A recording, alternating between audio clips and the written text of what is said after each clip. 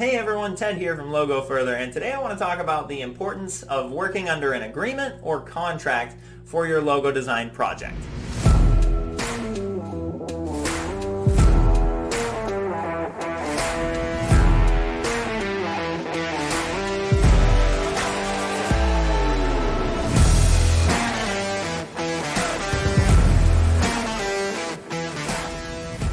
Contract, agreement, might sound like stuff that's boring or intimidating that you don't want to get involved in, but I promise that trying to go about a graphic design project without one in place is much more prone to failure and mess that is very inconvenient and a lot of times pretty costly as well. So there are three elements that you want to make sure that you have a contract for. And the first element is copyright transference. Now, when it comes to copyrights of creative works such as logos or artwork, copyrights are created when the work is created. So let's say someone designs your logo for you.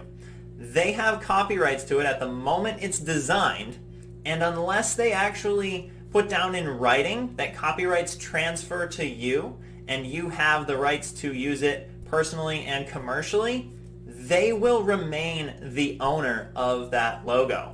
So that's not something that you're interested in that case, because obviously it's your logo. You need to be able to use it where and when and why you want. The other issue that you want to make sure that you have nailed down in a contract is project parameters. How many options are they going to be designing for you? How many rounds of revisions are they going to be allowing you? How many files are going to be delivered, and will they deliver those files as part of the price that they're pitching to you? For example, you don't want to be at a point in a project where they've designed the logo for you, but they won't deliver it unless you pay an extra fee. And this was something that you didn't know because it wasn't put down in writing when the project started. This is basically something that is called holding the work ransom. And it definitely isn't an honest practice, but it does happen, and it can happen if a contract isn't in place to protect against those types of things. And then the last thing that is most important to make sure that you incorporate in a contract is royalties. Is the designer eligible to collect royalties on your every use of that logo? So let's say you put your logo on a company vehicle, you put it in an ad, you put it on your website. Are you going to be giving them a fee every single time you use it, or is it yours entirely once they design it for you and send it over to you?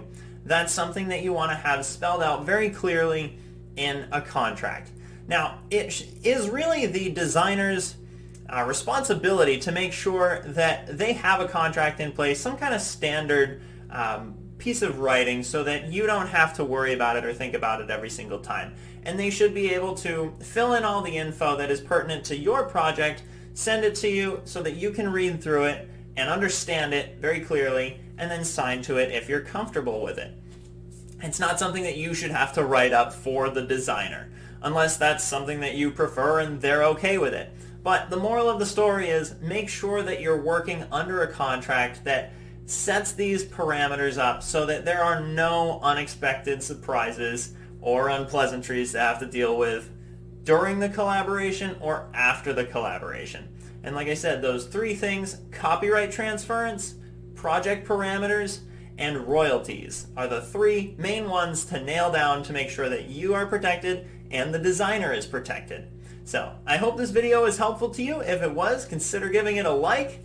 And also, I come out with videos like this every single week about tips on how to avoid logo pitfalls and get the most out of your logo. So if you liked this video, consider subscribing, and I'll have more coming in the future. And also feel free to share it with any business owners or entrepreneurs to help them avoid these issues as well. Thanks so much for watching. We'll catch you next time.